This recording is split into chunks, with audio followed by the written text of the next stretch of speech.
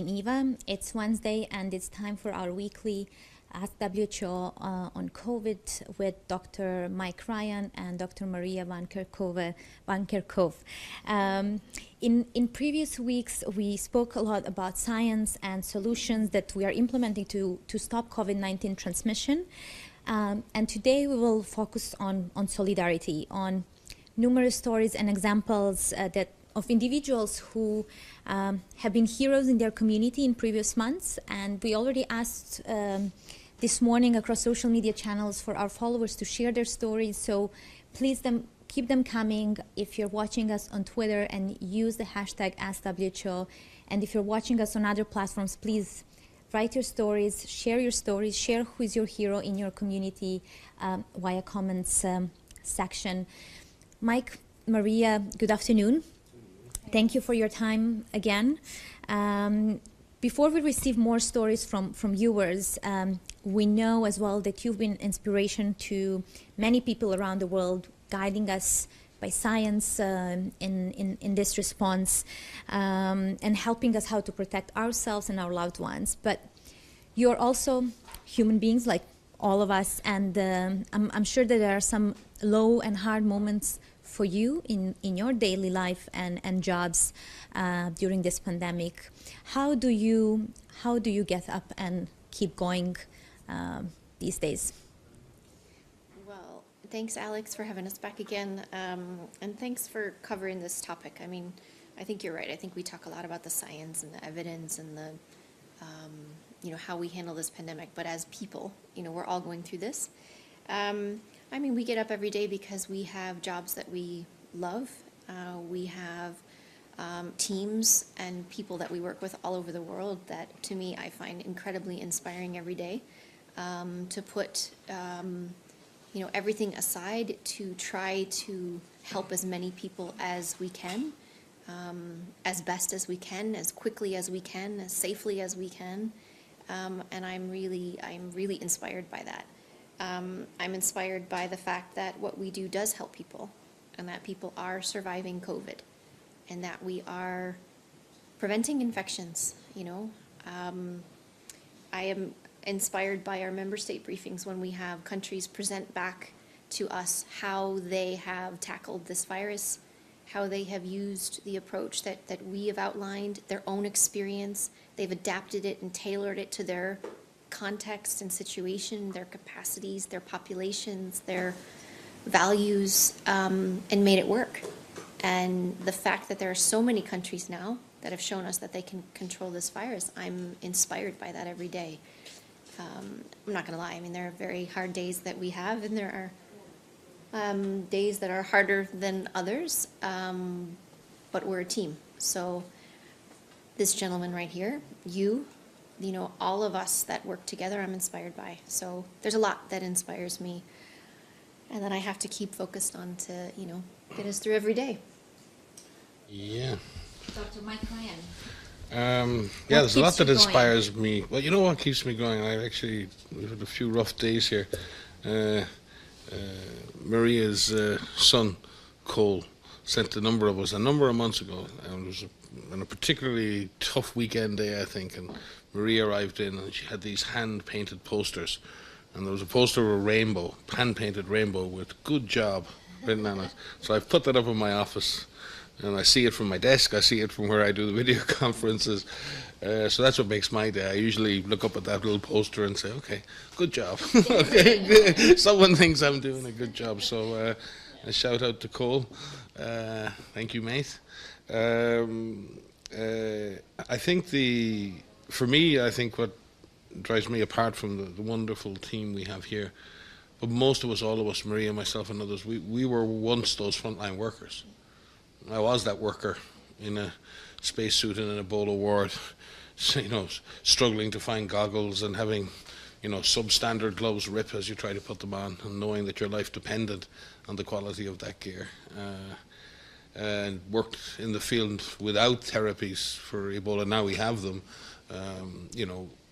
trying to convince people to get vaccinated against polio and trying to fight misinformation. So we've been those frontline workers, and I just feel that sense of personal responsibility that I want those workers to look up at us and know that we're doing our best. Not perfect. We're just doing our best every day to serve them. And I think that's probably the greatest stimulus to work hard. There's no other incentive. It's not about the pay. It's not about the job prospects. It really is that sense of response. And I think everyone in our program feels that sense of personal responsibility. I think the toughest thing for me personally is that I'm away from my family. I think I've seen my family once since Christmas, since I came back. And I won't see them again maybe till this Christmas again. So I really do miss my kids. I miss that social life at home. So I work and go home to an apartment by myself and then get up in the morning and come back to work. And I can understand what that sense of isolation people have and not having someone to talk to. Although we're doing quite enough talking here, so I don't need to do any more. But no, I do miss my kids, and Katie and Sorika and Tom, if you're out there, I miss you kids. But it's the simple things. It's not the complex things. We all miss the same things, and we all feel that same sense of dislocation and strangeness with the way the world has gone and become, and hoping that things can get back to normal as quickly as possible, but knowing that they can't, because we have to face this thing. So yeah, it's difficult to explain, but I think this is basically what everyone's going through, you know. I think everyone can relate to what we're saying, because we are all going through this together. Mike, you just mentioned that you spent a lot of time in the field, and you led other outbreak responses, and as you just mentioned for yourself how you feel, and there are low moments for your team members, and sometimes even in conflict situations.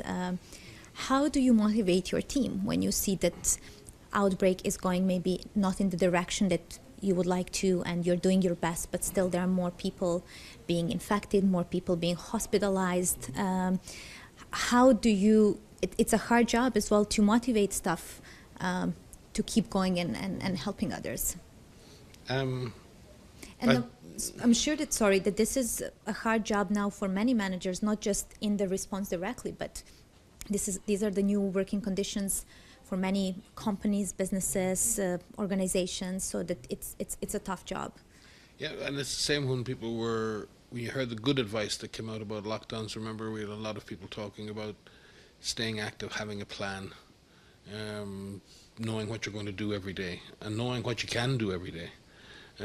Too often in life, we all do this in our personal lives too. You know, it's very hard to, you know, people tell you got to break down the problem, and then you got to do what you do today and do what you do tomorrow. And that sounds great until you're in the middle of a crisis in your life with the bank or, you know, whatever it is. And it's very hard to be rational.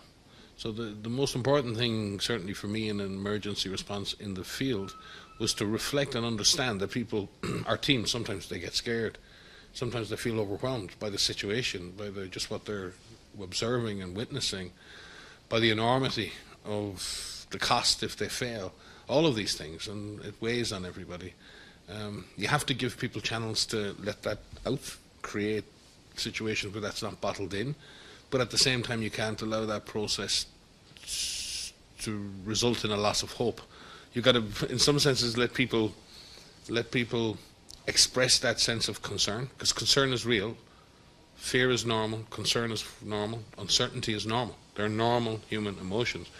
But you've got to try and translate that into a plan, into a sense of purpose and a sense of being able to do today, what are we going to do today? And very often when things get really bad in the field, I tend to focus on the next, what are we going to do in the next 6 hours, the next 12 hours, the next 18 hours, the next day, the next 2 days, the next 5, and eventually you take back control of the situation.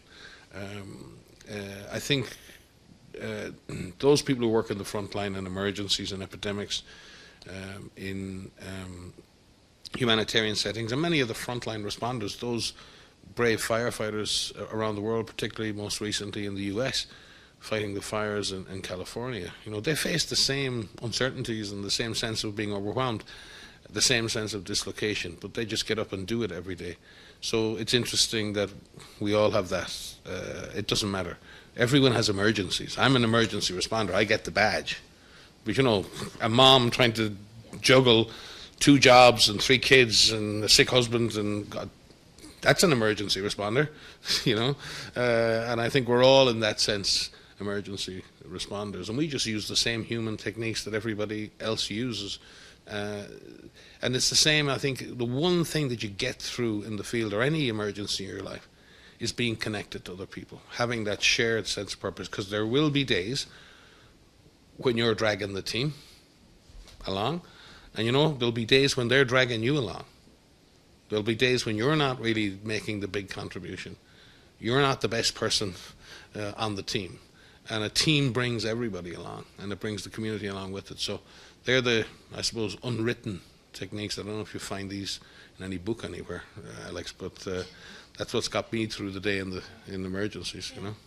I think also, I mean, just to add to that, I think when you do work in teams and you do work in these kinds of situations, there are many times where it just feels completely overwhelming. I don't know what to do next. Mm-hmm. We don't know what the next step is. Mm-hmm. And I think, as you mentioned, Mike, like, to let people acknowledge the fear, the uncertainty, to express it, but then to sit together and say, what do we do next? What can we do next? Focus on the problem at hand as we understand it, because oftentimes you don't see the full extent of the problem. As an outbreak is unfolding and you don't know which way it's going, you don't know where you are in an outbreak. Because oftentimes when you get involved, you don't know in that epicurve. Now everybody knows what an epicurve is, right? Is it going up? Is it going down? Is it, you know, how quickly is it? Where are you? So how do you, with the skill set that you have, because everybody has a skill set no matter what background you have, in any field, in any kind of situation, what can I bring to the table? And what is the next step? What do I do in the next hour? And how do we collectively as a group advance our knowledge of the situation to then reassess? And it's the team helps ground you when things feel like they're just out of control. The team grounds you, and your sense of purpose of what you know. Because when you're in an outbreak, you know what you want to get to. You know you want to bring it to an end. You know you want to prevent people from getting infected. You want to save as many lives as you can, minimize the impact. That's the goal, regardless of the situation. But your team will ground you into the foundations of what you know. And you hear Mike and I talk, and the DG talk a lot about the public health fundamentals. We are grounded in the fundamentals of what we know works, and that's why we repeat that a lot. But a lot of the times when any situation is overwhelmed, even in our own personal lives, it's just, what is the issue? What do we know about it? What can we do next? And then after we do that, what do we do next? Many people right now are in situations, I have friends, close friends, you know, who have just been infected. What do I do? How do I handle this? How do I take care of my kids? My immediate family is not around. I'm thinking about this with my own family. You know, if I were to get infected, if my husband were to get infected, we have 2 children. What is the plan? You know, how do we think through these different things?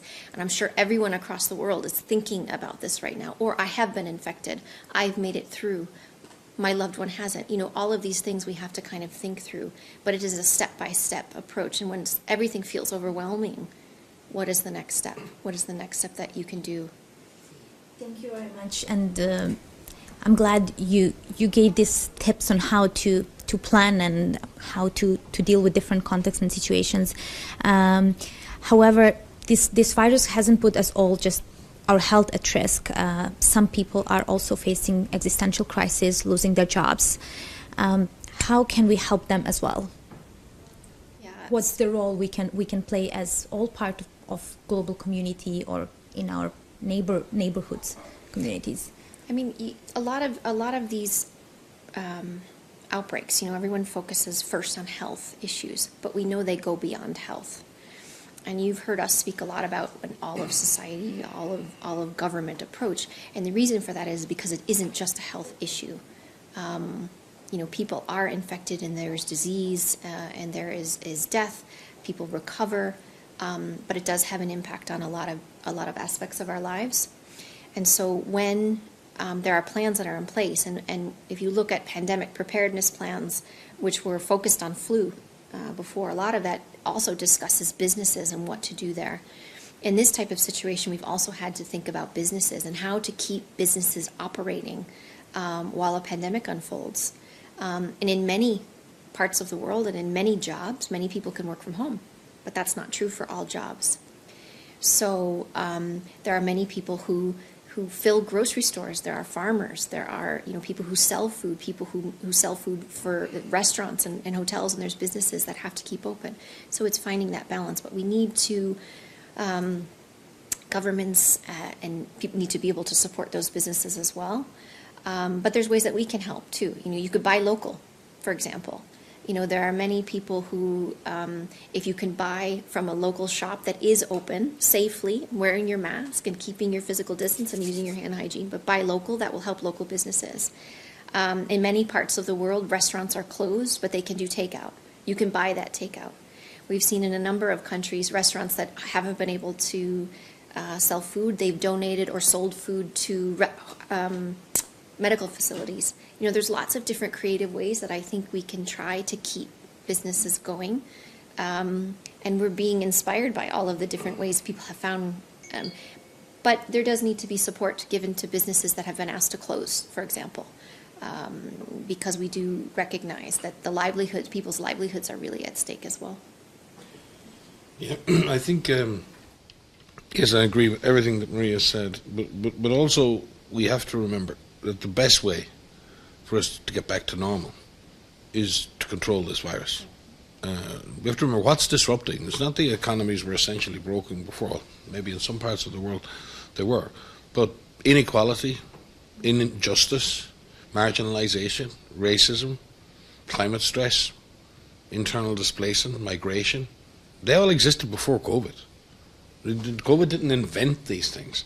But what COVID has done is really amplified and revealed and unveiled some of these deep-seated inequities in our society. The way we treat older people, the way we treat marginalized people, how insecure work is now, and people having to not be able to get a fair losing the job, not because of the wages, but maybe because of the health insurance or something that goes with that job. So how indentured and how dependent people have become, and how most households now need 2 full incomes just to survive if you have kids. So you can't afford to lose anything. There's no safety valve, there's no safety net.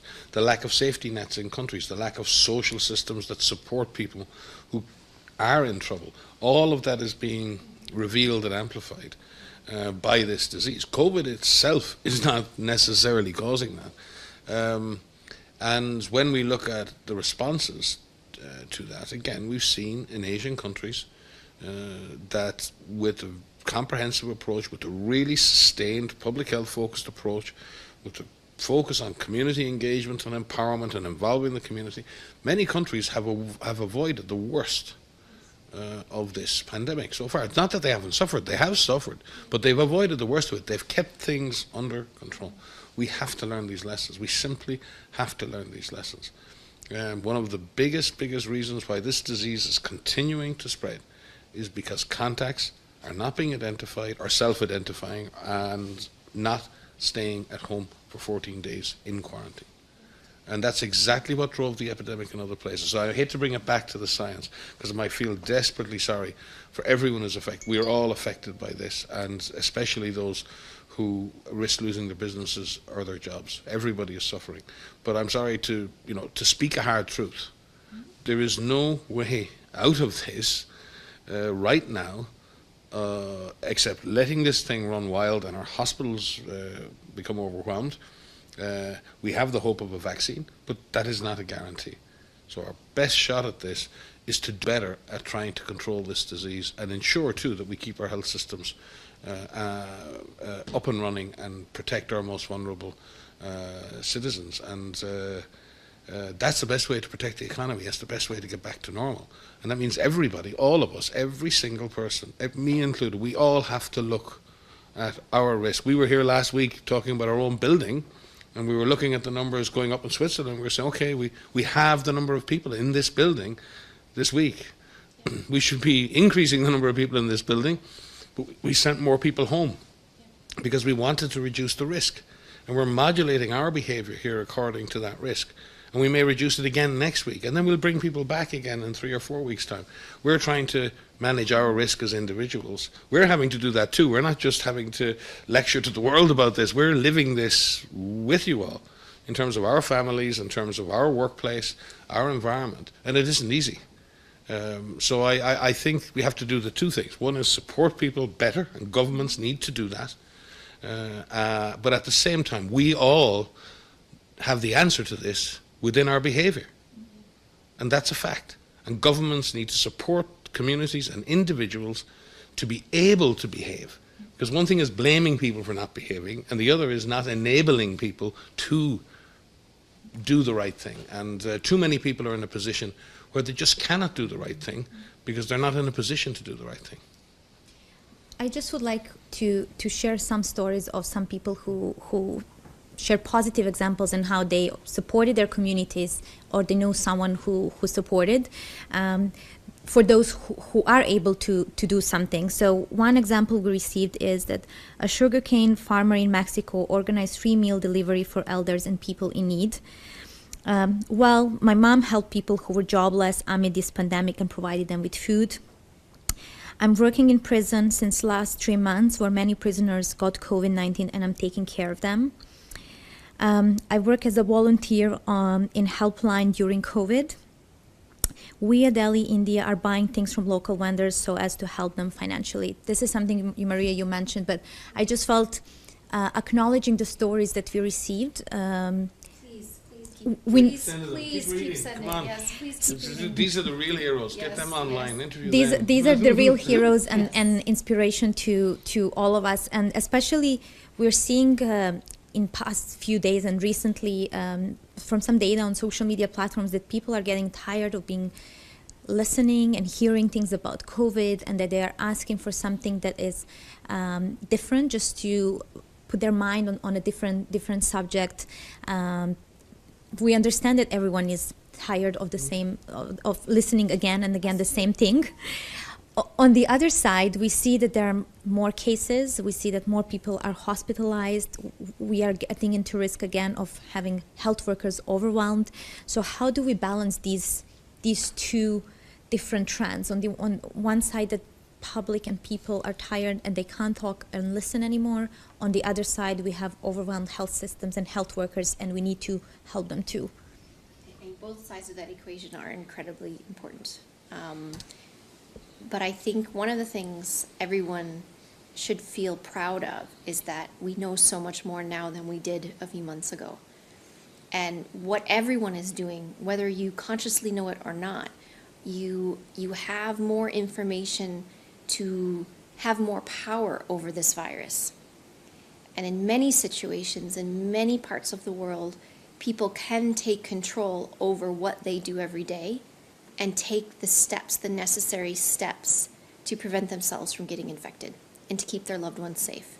Now, that's not true everywhere, and there are certain situations where, the virus is really spreading and we don't know where the virus is. And that's the biggest challenge right now. If we don't know where the virus is circulating, you don't actually know what is risky or not. And that's why this approach that we talk about, all of these different things, the physical distancing, the hand hygiene, the respiratory etiquette, the wearing of the mask, avoiding crowded spaces, that needs to be part of everybody's daily routine. But one of the things, I would love everyone to think about is how do you become your own superhero? Be your own superhero in terms of, I can prevent myself from getting infected. Everything that I do today, I'm going to consciously think about this without letting it stop me, but it maybe make a little pause and think, do I need to go and do this activity or do I not? If I am exposed, I'm going to stay home.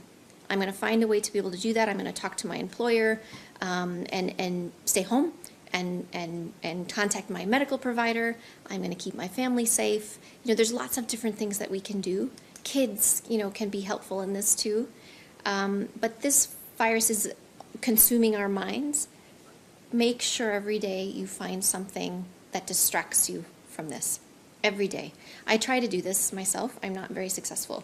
So I should listen to myself. But listen to some music, read a book, play with your kids. Whatever it is that can bring you some joy, please try to find that joy. Call a loved one who's by themselves, ask how they're doing. And I can't remember who said to me once, always ask twice how someone is doing. Ask the first time and listen to a response, and ask again, how are you doing? And have a conversation. Those are the types of things I think that can help us distract us from this every single day. But we know a lot more now, and I'm hopeful that some of the noise and the misinformation that's out there that is really damaging, people at least know, I don't need to pay attention to that. I know these are the things I need to do every day. Thank you, Maria. Yeah, and I think it is confusing for people because there are restrictions and then lockdowns and they're national and they're sub-national and there's these binary principles of it's mask, no masks, or it's hand washing, no hand washing, and people get confused between what sometimes look like scientific arguments and then they become political footballs, and then people don't understand, is this a political issue, is this a health issue? And it's not easy, and I honestly don't think we've served the public well in this.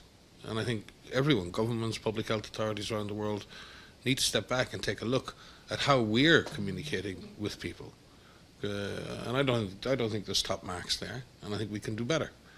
But equally, ordinary people, at the end of the day, a virus is a microscopic piece of essentially genetic material surrounded by a little bit of protein. It has no capacity to live on its own. The difference between a virus and a bacterium or other microorganisms is those microorganisms like bacteria, like ourselves, we can live without reference to another biologic entity. In other words, we can live by ourselves. A virus must occupy a human host in order to live. It requires the human host to reproduce.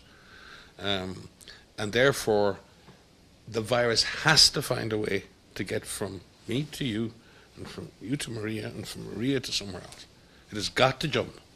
And it's got to jump quickly because it dies. It cannot survive in the body for a very long time. Not this one cannot anyway, thankfully, survive in the body for a very long time. Therefore, you need to think, how do I make sure, if I'm not someone who's had the disease, how do I make sure today, not tomorrow, today, how do I make sure I don't get COVID-19? And if I have the disease, or I think I have it, how do I make sure today that I do not give this to somebody else?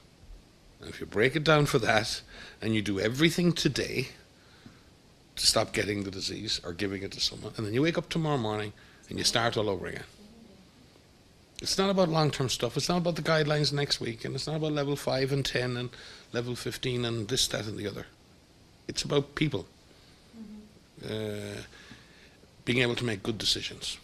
And if enough people make good decisions, this disease comes under control. The tough thing about making good decisions is that it's hard to make a good decision without good information. Yeah. It's hard to make a good decision without support sometimes, to make that good decision, to implement it. You can make a decision, but it's very hard to implement unless you have the support. So for me, that's what it comes down to. And it sounds terribly simplistic. But imagine if every person on this planet got out of bed tomorrow and decided, I'm going to do everything I can today to stop this disease transmitting from me to someone else or from someone else to me. And you keep doing that for 14 days or 21 days, this disease doesn't survive. It's incapable of surviving outside the human body in that sense, except for short periods of time on environmental surfaces. It would go away. Now that is very difficult to achieve. And I don't think we can necessarily achieve that in the near term. We may need a vaccine to help us finish this virus. But other countries have shown it is possible to get this virus down to a level that is perfectly compatible with normal living, as we understand that. So maybe we just need to create, maybe that's where young people, we need a new, maybe we've screwed it up and we need the young people to get together and say, we'll do it, Let's let it, we'll show you, because it is about behavior in the end. It's not about technology. Yeah. It is about behavior. Our collective behavior and what we do as individuals in our communities. That is what's driving this pandemic. And governments and ourselves and others and public health authorities need to do better in supporting communities to get rid of this disease. Not in wagging fingers at communities and telling people what they're doing wrong. It doesn't help. It really doesn't help. We have got to support communities through this. And we're going into a tough phase now, probably in Europe and in North America and Canada, the Northern Hemisphere in general, but parts of the southern hemisphere are still struggling. So this idea that the disease has moved to the northern hemisphere and now we're going to have, there's still countries like Argentina and others that are still, struggling and having a tough time. So this disease is unpredictable. Everything we predicted, in a sense, it's going to be, remember the flu season in the southern hemisphere is going to be severe. It wasn't. And then COVID wasn't severe. And now there are countries in the southern hemisphere who are going into their spring and they have very, very high numbers of disease. And this disease hit much earlier in the autumn than anyone would have suspected if you compare it to influenza. So there are lots of things that are very unpredictable about this virus. And there are lots of things, well, I agree with you, Maria, there's lots of things we know, but there's still lots of things we don't. Can I just add something? I think two things. One is in the countries that have brought it under control. I mean, incredible amount of work, incredible focus on what needs to be done. Keep it up. Don't let your guard down. Follow through this down period and keep it low. I think one of the things we worry about, and many countries worry about, is, and many countries have done, is they've brought it down to a low level and then they've lifted up too quickly, or they've lifted up and thought we've made it through and it's resurged. There's no reason there has to be a resurgence. The virus needs people, as we keep saying. They need people to pass between. So if it is low, it can stay low. So please, please, please keep it up. And that involves all of you that are watching in countries where it has all of the decisions that you make. This is my second point. As I think all of us are making sacrifices right now. We're all making sacrifices into what we used to be able to do. Mike hasn't seen his family. He's seen his family once this year. I was away from mine for 2 months where I self-isolated from my family because I was worried about bringing the virus home in the springtime, and that was incredibly challenging for me. I have a really little baby and an almost 10-year-old Cole. Hi, Cole.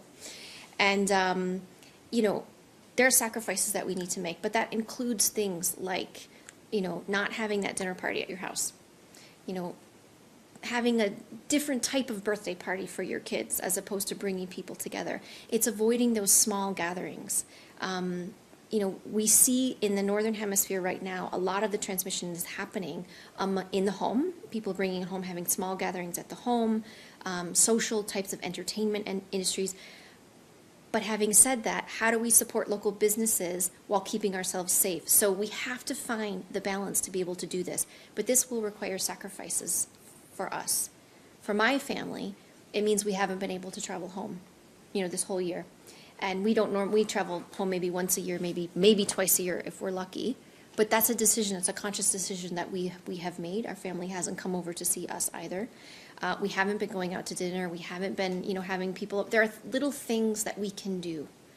And I think all of us need to continue to do those little things and find other ways to be socially connected with our friends and our families and our loved ones, and looking out for our kids, because this is really difficult for our kids as well. Different age groups, it has a different type of impact, whether they're older children, teenagers that have a good, strong social structure. This is very challenging to not be able to see their friends. How can they continue to see their friends? For the littler ones, it's a little bit different because they don't yet have that kind of friend connection. But I do think we need to be honest that all of us must continue to make these sacrifices for the greater good.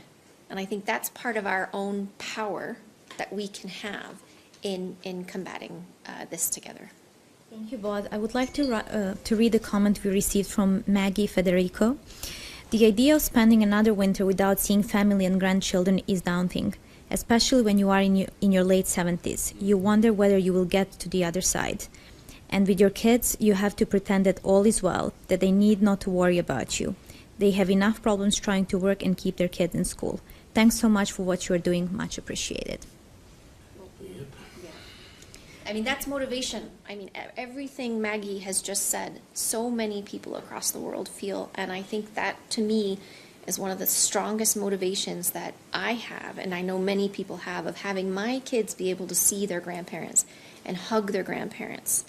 And it's that, I mean, that's what, gets me the most, I have to say, the ability to hug our family members and the little ones. And I know that there are many older people who are worried that they won't be able to see their loved ones again. So the quickest way we can get back to having our grandchildren hug their grandparents is to control this virus.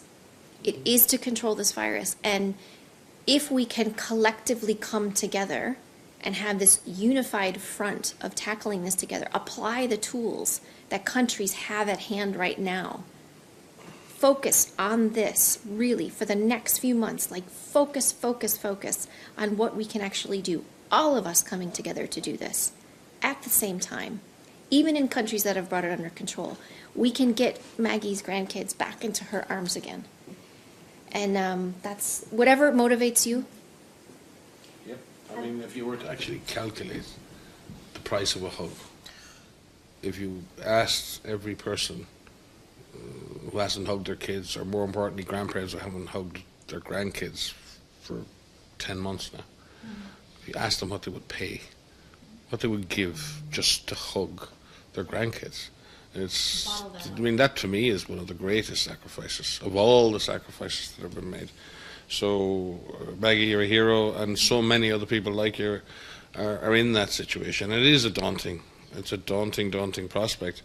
And we need to get creative, I think, and more creative on how we can do something about that. My own mum is 80 years old, or 80 years young, and she's, you know, she doesn't get to see her grandkids either. She lives on her own.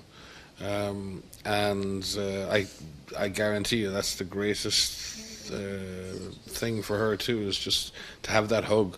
And the meaning of that and what it means to people. So, and it's the same for parents and their kids who can't see each other and meet each other. So no, it's really tough, and it is true. And you know, in the later years in life, people worry.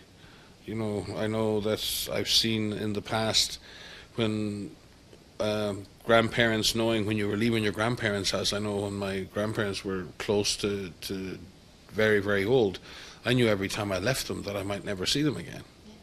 And as people get older, that's what they begin to think, will I ever see them again?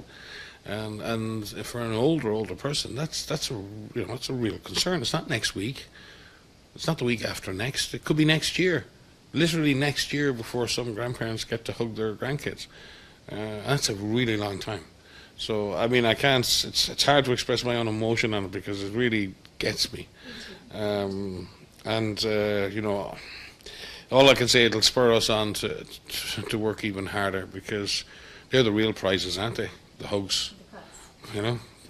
We all love the hugs. Yeah. We need the hugs. Yeah. Yes. Especially when we feel sad and when we go through a difficult time, all you need is to go home and get a hug. And when you're happy and celebrate the Exactly. happy time. I know we were trying to be hopeful here, weren't we? I'm actually feeling good now. I'm thinking about hugs. You know, it's great. But the human connection is a very special thing. It is. And, you know, I remember in Ebola outbreaks in the beginning, and, you know, we had a very medicalized approach. And it was necessary because we felt we had to isolate people. And one of the things we didn't really consider enough is that we were taking people away from their families into isolation facilities where there was a 70 to 80% chance they would never leave that facility. In Ebola, before we had treatments, before we had vaccines. And we didn't realize we were taking people away, young people away from their families, and we didn't really think about that human connection. And then we wondered afterwards why communities didn't trust us, why communities didn't trust the treatment centres. Why would you trust the treatment centre? 8 out of 10 people die. We thought we felt we were breaking the chains of transmission, and we were. But what we didn't understand is the impact that was having on the social fabric and on the families. And that backfired many, many times. And we've learned through community engagement and dialogue to understand how to do it better and how not to make those mistakes. And there are many NGOs and others out there who really champion that. So, for my... It's different now, right? Very, very different. But it's like in this event, it's just... The stakes are high for communities and for older people particularly. On a positive note, I really want to read next story that is inspiring. One of our colleagues took a break and had 2 hips replaced. He's back driving the ambulance. He's 85 years old and wonderful at his job. He redefines what it means to age and to give of yourself with bravery. Wow. Wow. I mean, honestly, those are the things you were asking us at the beginning of, like, yeah, I mean... The amount of self-pity around this table is amazing compared to that. But just the drive that people have to want to do things. I mean, one of the things I've been inspired by all of the different stories that I've seen, and knowing that this was the topic today, I was doing a few searches and just looking at different things online. And there are a lot of websites about stories of hope and resilience.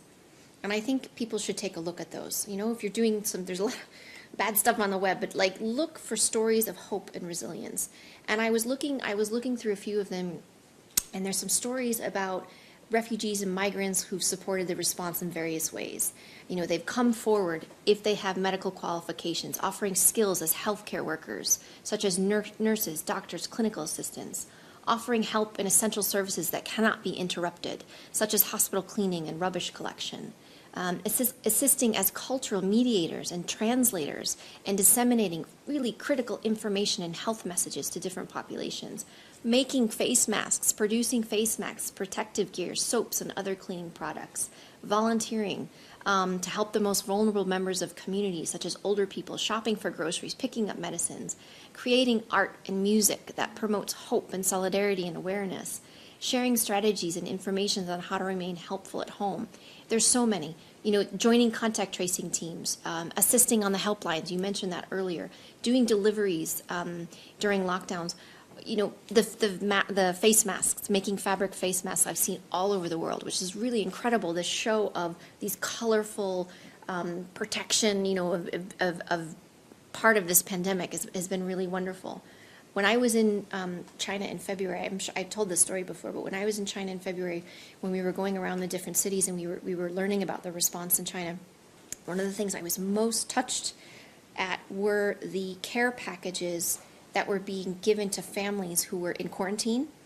And within those packages, there was food, there was medicines, there were masks and disinfectant products, but there was also a plant. And in families that had kids, they put in coloring books.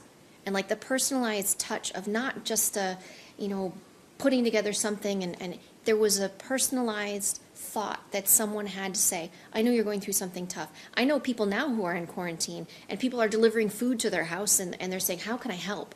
Every question that someone asks every day of how can I help will make us get through this pandemic quicker. And it will make us get through this together and feel like we are part of this. But it's just wonderful. One of the quotes from one of the websites I saw was, and I didn't get the name, we cannot afford to be selfish. We need to be kind to each other and show empathy at this difficult time that the whole world is going through. I mean, those are the types of things that I think people can connect to and feel like, I'm not alone. I may be physically alone, but I'm not alone in this. And no matter how deep despair we get in, there are lots of things that people can do. Some people have used their time at home in these stay-at-home measures. Those who feel safe at home, and we should recognize that not everybody is safe at home. But those that felt safe at home have enjoyed the time with their families. We've heard these wonderful stories about dads spending more time with their kids than they did previously. People picking up a hobby or catching up on things at home, or some people saying, I've learned to dance, or I've learned to play the piano, or whatever it may be. Those are the types of things that are, whatever works for you to help you kind of get through this. But there are wonderful examples online. And I hope, Alex, that people will continue to send these in and send videos. Please, you know, we get a lot of not so nice social media messages sometimes. Well, there are many nice now. I'll read it at the end. I hope so, because This has always been good at this. we need to balance that. Yeah. Some of the stuff we get There's is a lot of stuff, and I would hope someone out there who's thinking about not sending a nice message to just think twice, because it matters, because we see those and it affects us. So please don't. But send the positive ones and send videos and tell us stories, and we need it. Maybe this question is for you because you have small kids. Can you please post lots of suggestions, maybe share some, about how to safely let the kids trick-or-treat this Halloween? Ooh, that's a great one. I am not an expert on all kids. I'm just a mom. You know, I happen to work at WHO, and I happen. No, I'm doing my best. But Halloween is a big holiday in the United States, where I'm from. It's picked up a little bit in Europe, although it depends on the country. It's not as huge in Europe. I don't know how much Halloween is practiced around the world. But there are ways that Halloween can be done safely. First of all, depends on where you live. And so Halloween activities take place outside, which is better than indoor activities. So keep the activities outside. Bundle up if you're in colder areas. Make sure you stay distant, so stick with your family, your immediate family, and try not to do it in bundles of other children and other families. Keep that separation. There's ways that you can approach, houses and pick up the candy. One piece of candy per household, please. And then use disinfectant, the hand hygiene and all that kind of stuff. And a lot of Halloween costumes have masks. So I don't know, we have not done any studies on looking at Halloween masks and protection or source control, but I think there's ways that Halloween can happen, but it really depends on where you live and it depends on how much virus is circulating. But please do it as individual families and try to make sure that you don't congregate. I mean, because the virus does need people to transmit between, so if you can avoid those crowded situations. But I think US CDC has guidelines out on trick-or-treating. So I would advise you to check the US CDC website on that. Thank you very much, Maria. We've received a lot of positive comments on this conversation today, and I just want to read some because it's about frontline workers. Thank you, WHO, Dr. Tedros, Dr. Mike Ryan, Dr. Maria Van Kerkhove, for recognizing the process we all feel being on the front line. Having a shared sense of purpose through uncertainty, loss, and concerns keeps my team strong. So just to share some of thoughts of your colleagues, and as well, many health workers have been working long hours. Some of them have got infected, bring the virus home. And here is one story of support to a health worker who got infected. My sister and her friends brought me 25 plus prepared meals to my door when myself and my 2 kids were infected with COVID. I'm a health worker. It made it easier to rest, observe strict quarantine, and break the chain. I'll never forget this. So speaking of your invitation, extending the invitation to our viewers to share their stories and to be kind to each other and supportive to each other, I think especially to health workers who are saving our lives and our loved ones, we need to be maybe extra supportive of, because extra thankful, extra grateful, support their families as they don't spend much time at home. And I wonder, I don't know if you put, when you asked for this, if you created a hashtag on this, but maybe we can create one. And I keep thinking of our, be observant, be vigilant, be wise, be alert, be sure. Maybe need one of be inspired and be helpful. Be helpful. We can use be helpful, and we can invite all our viewers to share more of their stories in coming days and throughout this. Maybe before we close, here are a few comments. Such an excellent conversation. Thank you, guys. You are great, Maria. Thank you to the team that does this regular info broadcast. So I would like to give a shout out to our audiovisual colleagues who are supporting us every time behind the scenes. It's a voice of sanity in a sometimes hysterical world. Thank your families from me for their sacrifice, which is so helpful to us.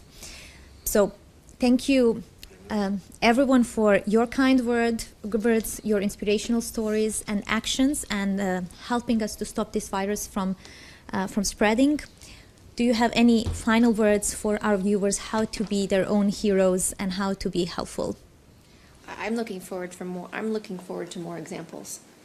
Every example that you provide is another example that somebody else can use. Mm-hmm. So the sharing, the collective experience, but be helpful, be inspired, be safe. And I don't know how we can turn this be your own superhero into.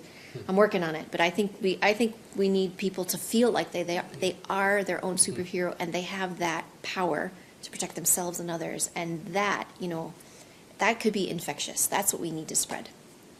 Yeah, I think what I've learned in emergencies, any kind of stressful situation, and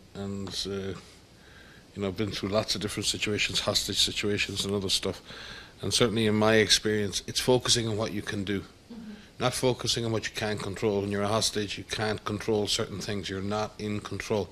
And you have to learn how to create control over even the smallest things. When I eat, when I stand, when I exercise, when I look out the window, when I do whatever. And the more you can establish the do's in your life, as opposed to the don'ts. And too often over the last few months, people have been saying, don't go to the bar, don't do this, don't go to church, don't. And the don'ts become, no matter how reasonable a person you are, after a while, you just go, shut up already. You know, stop telling me what I can't do, right? And then certainly in a stressful and an emergency situation, everyone having a job to do, everyone feeling part of that process, everyone feeling part of that team that's making a difference. Not spectators watching other people be the heroes, but participants participating in the hero's journey. And I think the more you can get out of bed and think, what can I do in the next hour and the next day to protect myself and protect others? What can I contribute? And let's maybe for a little while stop thinking about the don'ts and start thinking about the do's. Maybe we'll do a little better. Thank you very much for this conversation. Be safe, be kind, be helpful. Better days will come. They will, and I would invite you to go back to the recent event we had on mental health and how to cope during this crisis, and support we received from Super M band and their song Better Days. It's very inspirational and helpful when we need to find some positive words and positive melodies. Until next Wednesday, thank you everyone watching us from all over the world. Goodbye.